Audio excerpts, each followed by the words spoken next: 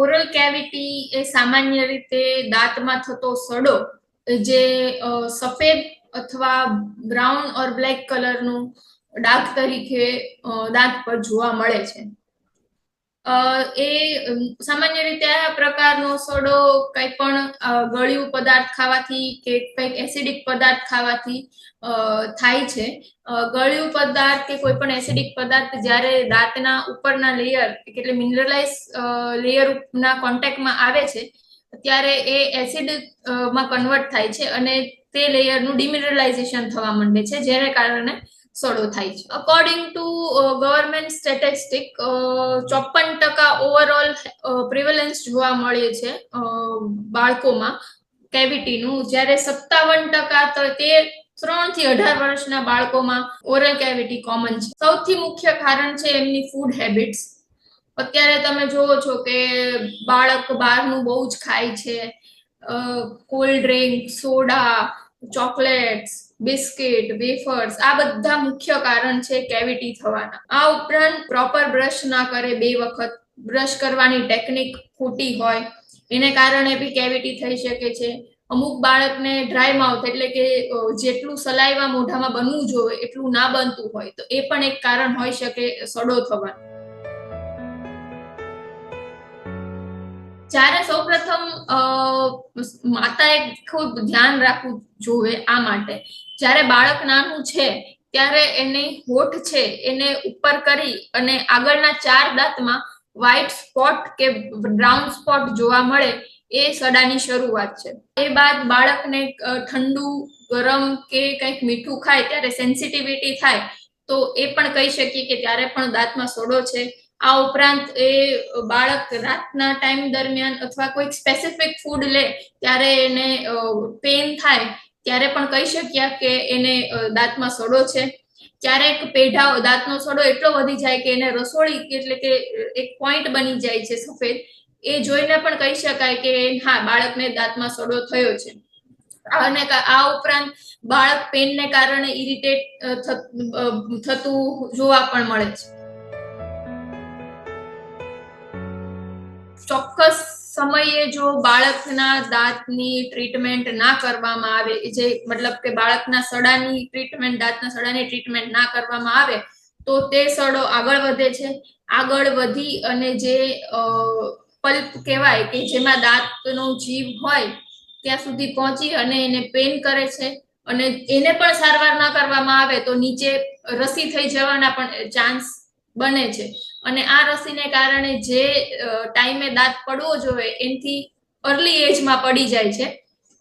તો હા, દાંતમાં સડાની ટ્રીટમેન્ટ કરવી ખૂબ જરૂરી છે. સામાન્ય રીતે જ્યારે પહેલો દાંત આવે એટલે કે 6 મહિને અથવા તો બાળકના પહેલા બર્થડે આવે ત્યાં સુધીમાં બાળકની પહેલી ડેન્ટલ વિઝિટ થઈ જવી જરૂરી છે. આ ઉપરાંત ક્યારેક બાળક દાંતનો દુખાવાની કમ્પ્લેન કરે ત્યારે, તથા એ ખૂબ જરૂરી છે કે ત્યારે જ્યારે કમ્પ્લેન કરે ત્યારે બાળકને ડેન્ટિસ્ટ પાસે લઈ જવું. આ ઉપરાંત દર 6 મહિને બાળકની ડેન્ટલ ટ્રીટમેન્ટ હોવી જરૂરી છે.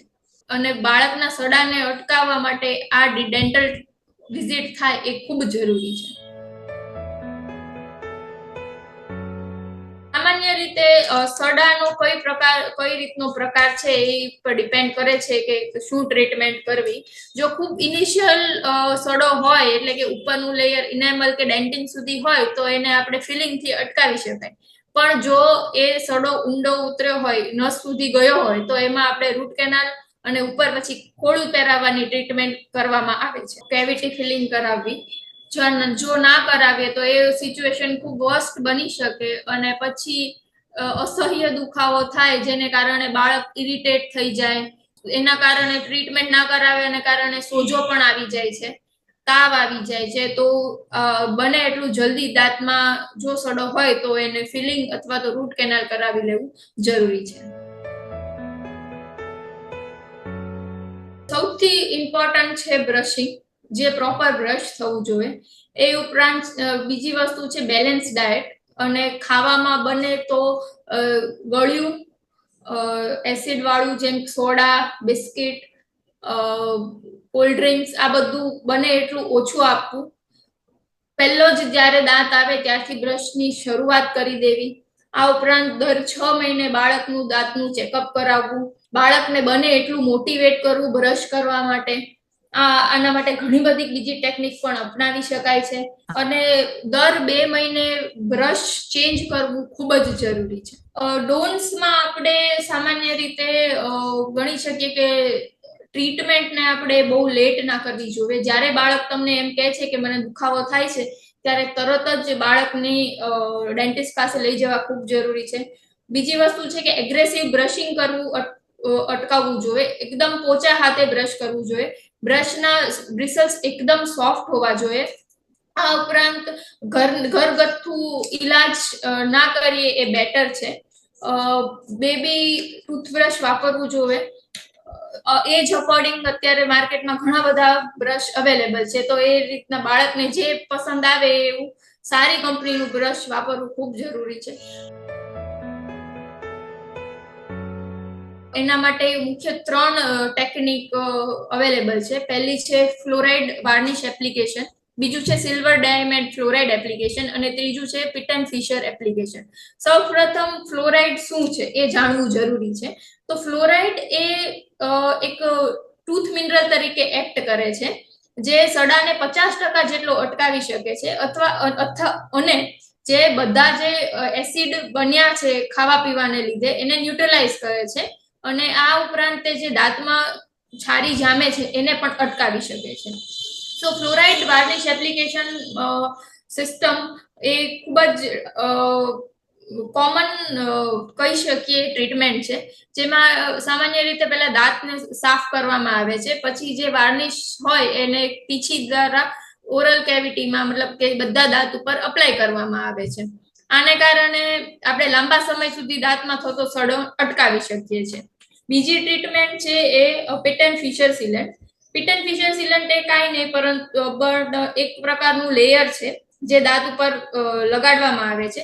સામાન્ય રીતે જે દાંતના ડીપ હોય, દાંત જેના પિટન ફિશર્સ જે ડીપ હોય એવામાં સડો થતો ખૂબ કોમન જોવા મળે છે. તો આવા જે ફિશર હોય એમાં એક લેયર લગાડવામાં આવે છે સિમેન્ટનું, જેને કારણે ત્યાં સડો અને ખાવાનું ફસાઈ ના રહે અને સડો થતો અટકાવી શકાય. આને કારણે 2 વર્ષ સુધીમાં 40% જેટલો અને 4 વર્ષ સુધી 50% જેટલો સડો અટકાવી શકાય.